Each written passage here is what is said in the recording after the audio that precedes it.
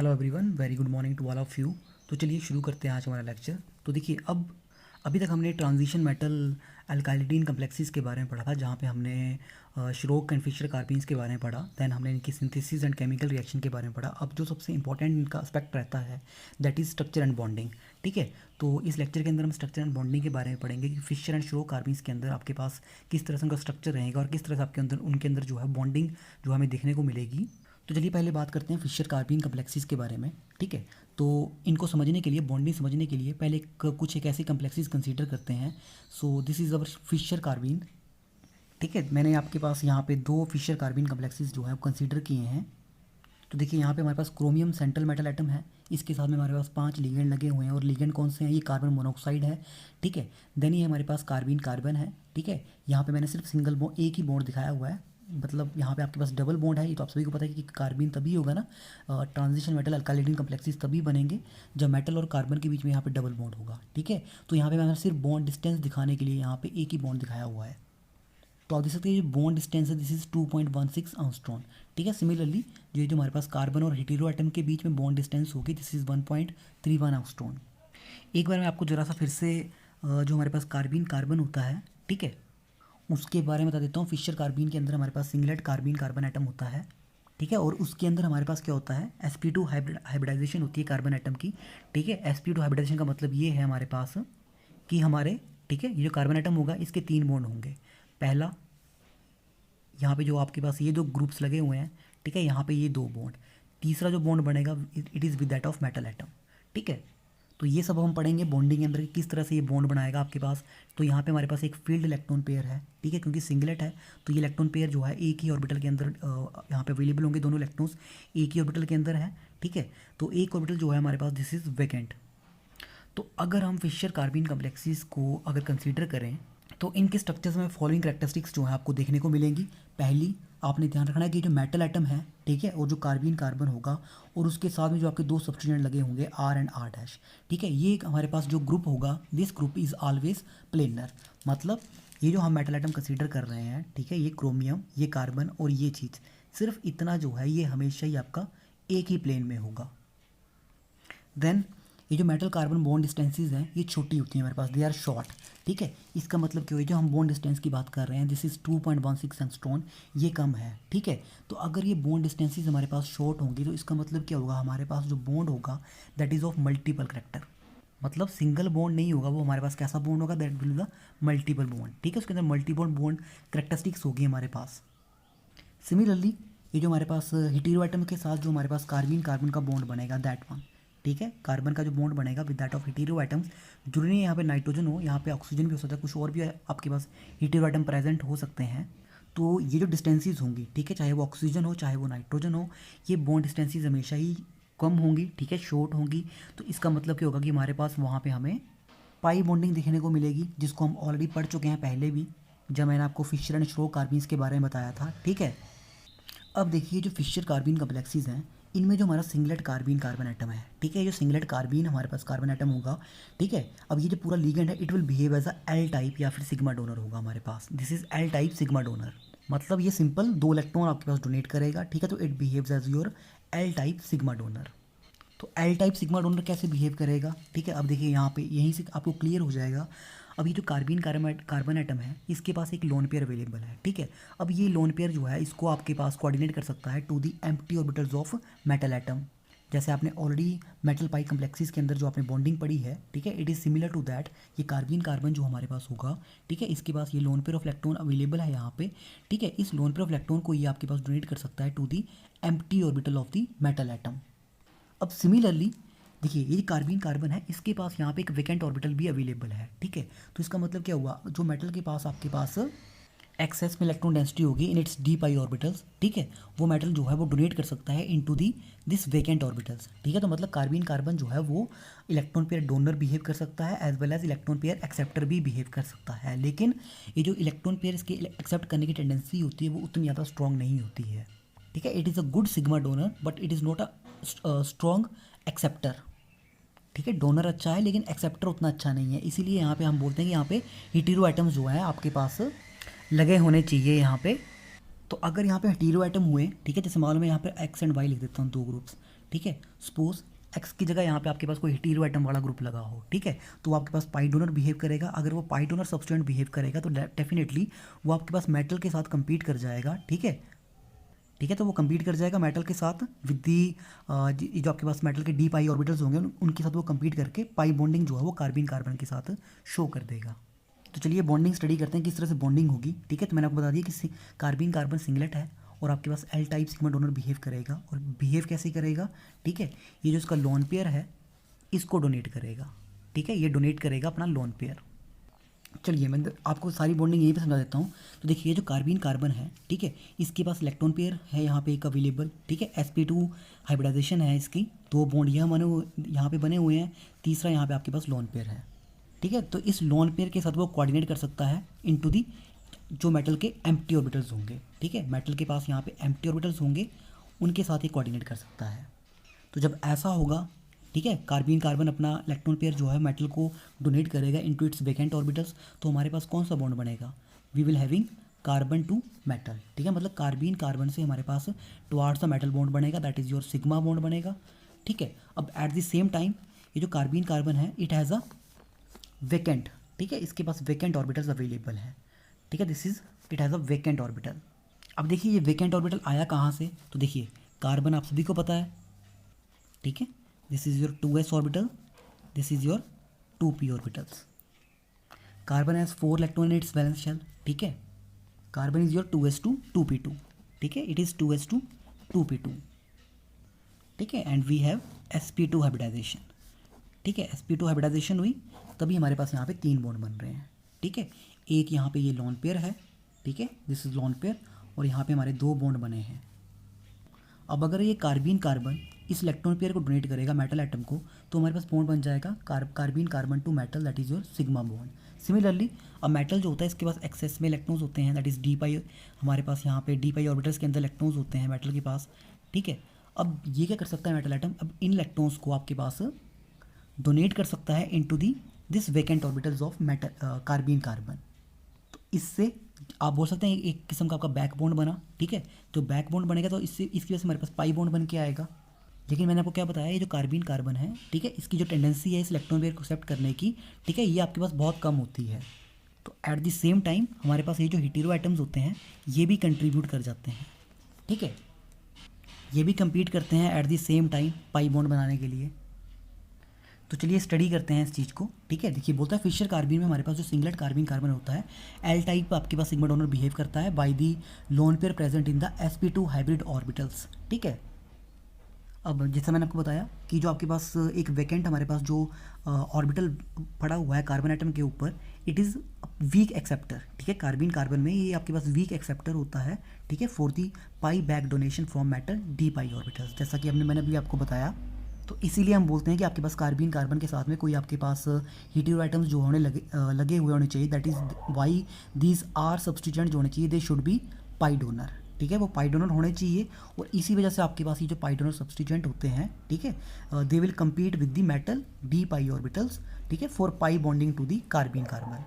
तो चलिए let us discuss bonding in the case of, चलो मैं यहाँ पे डबल बॉन्ड लगा देता हूँ ताकि आपको कोई डाउट ना रहे, ठीक है। दिस इज़ अवर कार्बन, ये मेरे पास का कार्बन कम्प्लेक्स है। अब देखिए पहले तो मेटल एटम है आपके पास क्रोमियम एटम, ठीक है। क्रोमियम के पास बैलेंस शेल में 3d5 4s1 इसकी कन्फिग्रेशन होती है, ठीक है। Chromium is 3d5 4s1, 6 electrons हैं इसके पास, ठीक है। कार्बन मोनोऑक्साइड आपके पास स्ट्रॉन्ग फील्ड लिगेंड है, ठीक है, तो इन इलेक्ट्रॉन्स को पेयर करवा देगा, ठीक है। सो वी हैव फील्ड, ठीक है, ये हमारे पास फील्ड हमारे पास ऑर्बिटल्स हो जाएंगे क्रोमियम के लिए, ठीक है। And these are your vacant orbitals, ठीक है, ये वो वेकेंट ऑर्बिटल्स हैं जहाँ पे आपके पास ये कार्बन मोनोऑक्साइड जो है वो बॉन्ड बनाएंगे अलॉन्ग विद ये जो कार्बन कार्बन है आपके पास ये बॉन्ड बनाएगा, ठीक है।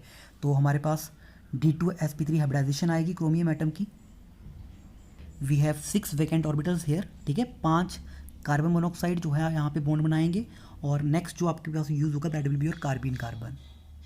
तो देखिए बोलता है कि जो आपके पास वेकेंट D2sp3 हाइब्रिड ऑर्बिटल्स है, ठीक है, this vacant D2sp3 hybrid orbital of chromium atom, ठीक है, ये वाला कौन सा है, दिस इज वेकेंट, ठीक है।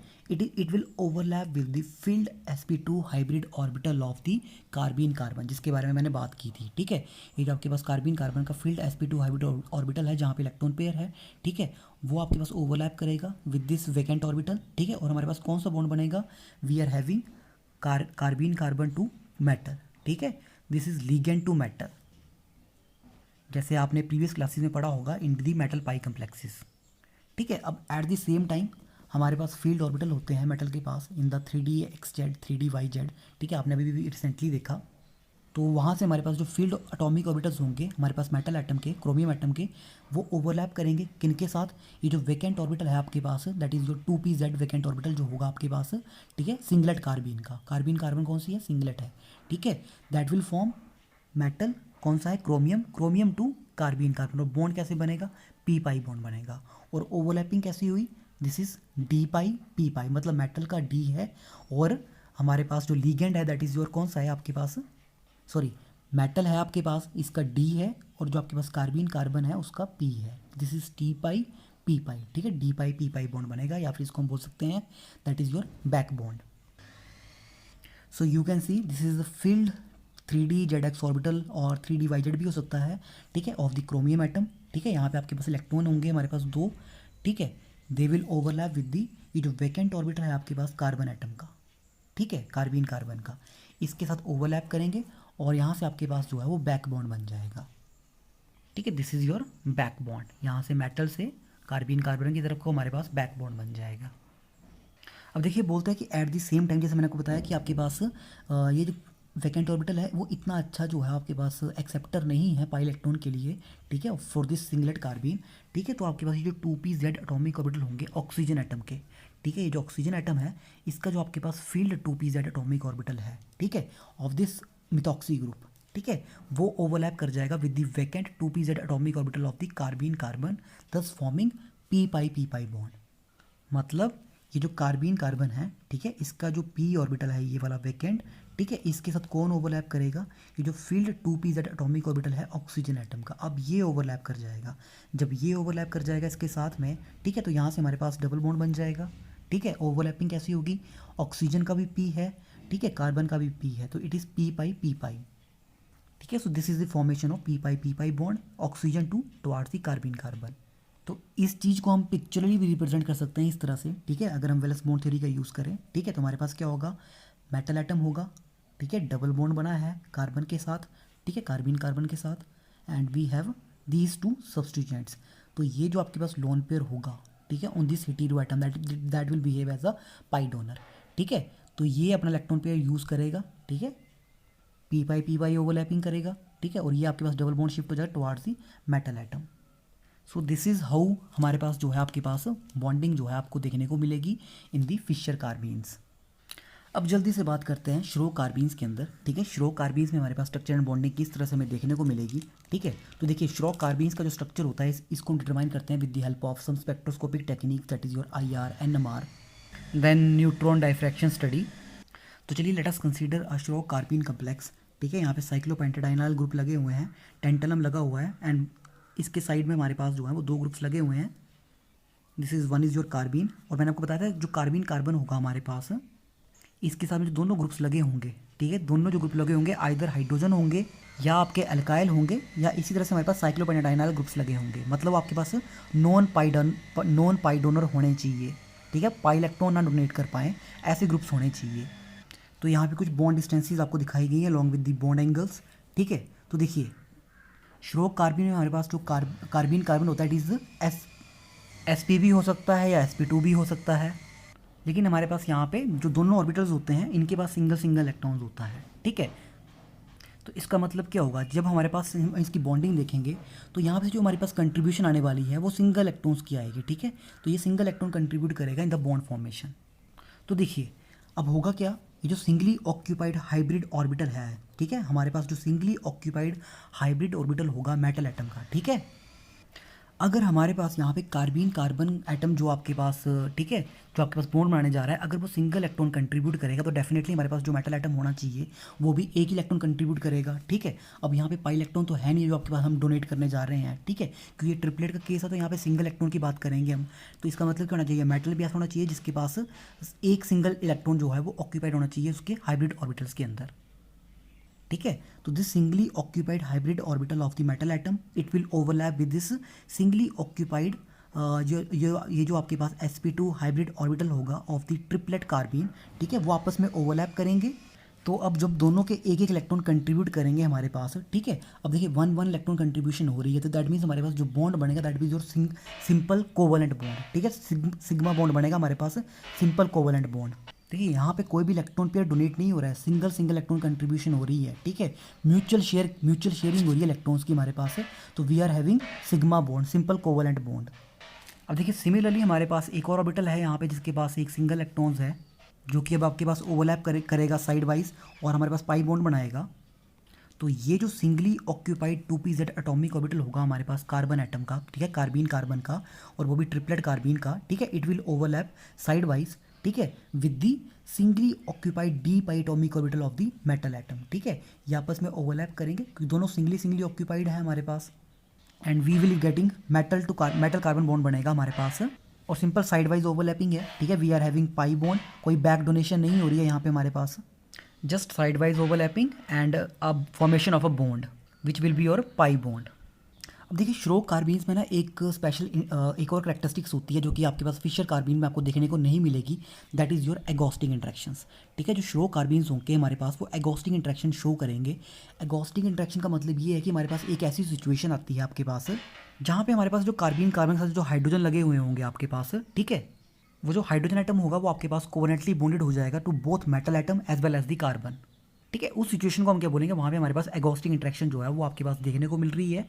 ठीक है, तो होगा क्या, देखिए ये जो श्रो कार्बीन, ये जो हमारे पास श्रो कार्बीन्स हैं, ठीक है, अब श्रो कार्बीन के साथ जो दो ग्रुप्स लगे होंगे, वन इज़ योर हाइड्रोजन, ठीक है, और सेकंड जो आपके पास यहाँ मैंने कोई अल्काइल ग्रुप लगा दिया, तो ये जो हाइड्रोजन एटम है आपके पास, ठीक है, अब एक ऐसी सिचुएशन क्रिएट होगी जहाँ पे ये जो हाइड्रोजन एटम है ये आपके पास कोवेलेंटली बॉन्डेड हो जाएगा both to this carbon atom as well as to this metal atom, ये दोनों के साथ इंटरेक्ट कर जाएगा अब आपके पास। ठीक है, इसी को हम क्या बोलते हैं आपके पास, इसी को ही हम एगॉस्टिक इंट्रैक्शन बोलते हैं। तो देखिए जब ये हाइड्रोजन एटम हमारे पास, दिस हाइड्रोजन एटम जब ये एगॉस्टली इंटरेक्ट करेगा मेटल एटम के साथ, ठीक है, तो ये हाइड्रोजन जो है वो अब आपके पास कार्बन कार्बन से थोड़ा सा इस मेटल एटम की तरफ को जो है वो ज़्यादा बेंड हो जाएगा। ठीक है, it will bend towards the more towards the metal atom. ठीक है, अब मैंने इस हाइड्रोजन को इस तरह से बाहर को नहीं लिखा हुआ है, टुवार्ड्स दी थोड़ा मेटल एटम की तरफ को जो है वो आपको मैंने बेंड कर दिया हुआ है। अब ये एगोस्टिकली ये जो हमारी एगोस्टिक इंट्रैक्शंस है वो कहाँ से हो रही है, it is due to the overlapping of this vacant d pi atomic orbital of metal atom. जो मेटल एटम के ऊपर हमारे पास vacant d pi atomic orbitals होंगे, ठीक है, वो ओवरलैप करेंगे with the filled sigma bonding molecular orbital of carbon hydrogen bond. ठीक है, ये जो कार्बन हाइड्रोजन बॉन्ड है, ठीक है, इसके जो आपके पास फील्ड सिग्मा बॉन्डिंग जो आपके पास इलेक्ट्रॉन्स होंगे, ठीक है, उनके साथ ये आपके पास ये जो इसका वैकेंट ऑर्बिटल होगा वो इंटरेक्ट कर जाएगा। ठीक है, तो अब जब ये एगोस्टिक इंट्रैक्शन हो जाएगी तो इस एगोस्टिक इंट्रैक्शन के होने के कारण हमारे पास क्या होगा, आपको क्या देखने को मिलेगा, ये जो मेटल और कार्बन का जो डबल बॉन्ड है अब ये थोड़ा सा और हमारे पास और शॉर्ट हो जाएगा। ठीक है, क्योंकि यहाँ से जो इलेक्ट्रॉन्स हैं अब वो मेटल की तरफ को जो है वो इंटरेक्ट कर रहे हैं, दैट मीन्स ये बॉन्ड और छोटा हो जाएगा। ठीक है, इट गेट्स शॉर्टन्ड। इसके अलावा हमारे पास ये जो कार्बन हाइड्रोजन बॉन्ड है अब थोड़ा सा इलोंगेट हो जाएगा क्योंकि ये आपके पास अब मेटल के साथ बॉन्ड इंटरेक्ट करने जा रहा है। ठीक है, तो इसकी वजह से ये बॉन्ड जो है थोड़ा सा इलोंगेट हो जाएगा। ठीक है, तो we are having metal carbon double bond gets shortened, carbon hydrogen bond जो है हमारे पास इलोंगेट हो जाएगा। और नेक्स्ट इसमें हमारे पास थोड़ा अफेक्ट जो पड़ता है that is your carbon hydrogen की स्ट्रेचिंग फ्रीक्वेंसी, ठीक है, IR स्पेक्ट्रोस्कोपी के अंदर, and one is your NMR।